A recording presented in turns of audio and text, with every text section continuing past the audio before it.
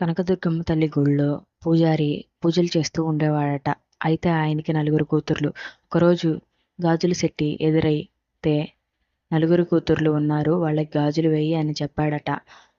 ఆ నలుగురు కూతుర్లు గాజులు వేయించుకుని వెళ్ళారట. తర్వాత ఇంకొక అమ్మాయి వచ్చి గాజులు వేయించుకుందంట.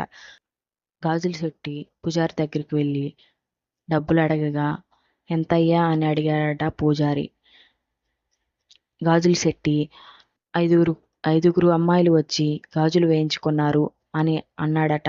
పూజారి, నాకు నలుగురు కూతుర్లే కదయ్యా, ఐదుగురు అమ్మాయిలు అంటావేంటి అన్నాడట. సరే అని పూజారి డబ్బులు ఇచ్చాడట.